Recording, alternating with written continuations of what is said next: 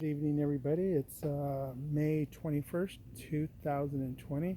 We're going to highlight a couple of my bicycles. First bike we're going to highlight is the All City Mr. Pink.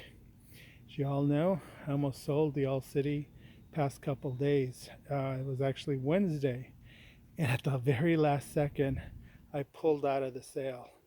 Um, I like the bike a lot. It just do I really need a steel bike, a chromoly Columbus steel bike with Ultegra cranks, a SRAM force group set, double tap shifters?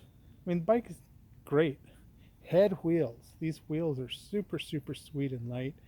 They're about 10, maybe a little less, but years old. But man, those hubs just spin and they're rebuildable hubs. Can't go wrong. Gators, 700 by 32 Gators on it. You guys all know this bike could take some fat tires. Um, I think the Gators are probably going to, the 732s are probably going to be the max on it. I love the flare bar. I love everything about the bike. It's just, I kind of lost that passion for steel. Um, I don't know why. Just, I go through these phases with my bikes. And it survived the shopping block, so it's still here. Now, the bike everybody tells me, get rid of, Dave. Why do you even have it?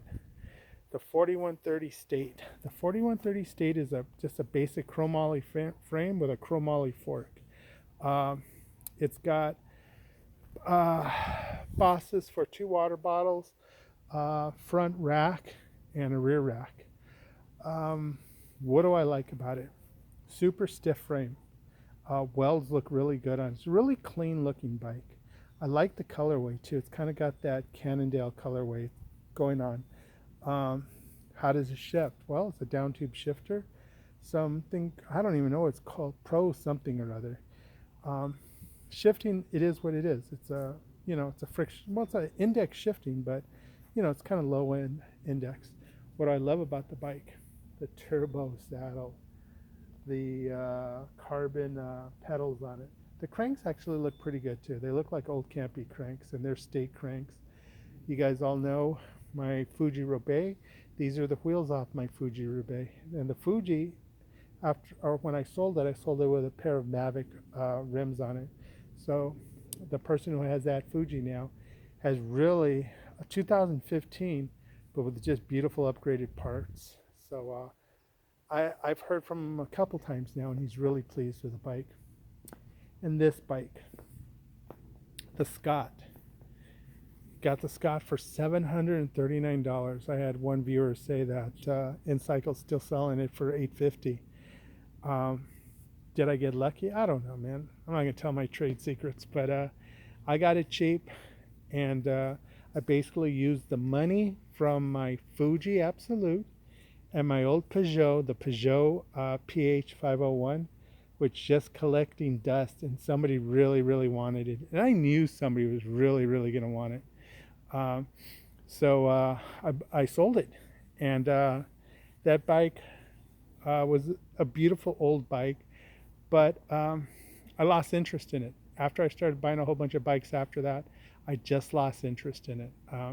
I rode it twice, and I really enjoyed it. I even have a Peugeot kit and a Peugeot hat that I no longer need. So if anybody needs a Peugeot kit in a size large and a cotton cap, let me know. Um, I got a set. Might even frame it. It's just a really cool old shell Peugeot.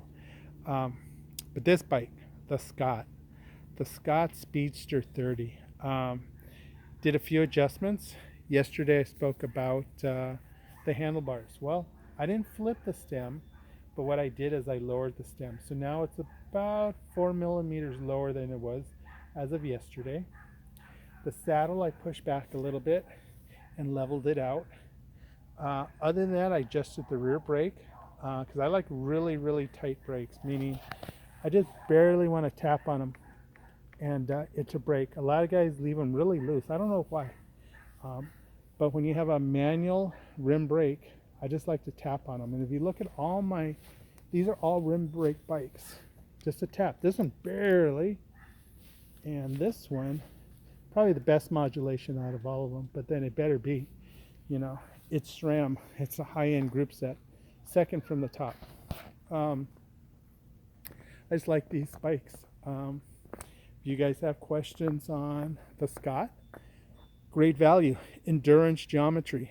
I didn't know that until I kept wondering, why do I feel so high on the front end? Well, if you look at that head tube, and this is a small 51, 52. It's a tall head tube. If we want to compare it to a traditional head tube, that's a traditional head tube. That's a traditional. That's a horizontal top tube, horizontal top tube. And this has a bit of a sloping top tube. Feels a little bit like the old Cannondale Synops. But the Synops, I flipped the stem, I dumped the stem. I did a few other things. It's really stretched out the bike. So I'm pretty happy with these bikes. Who knows what the bike collection is going to look like by summer. But these are just three of my bikes. You guys all know I have the Cannondale CAD 12. I got the new Journeyman Salsa. I've got Trek Imanda. I've got Salsa Marrakesh. And I still got my fixed gear Silgay. I won't say I won't sell it, because I'll sell anything if there's the right buyer out there. So if you guys have any questions, let me know.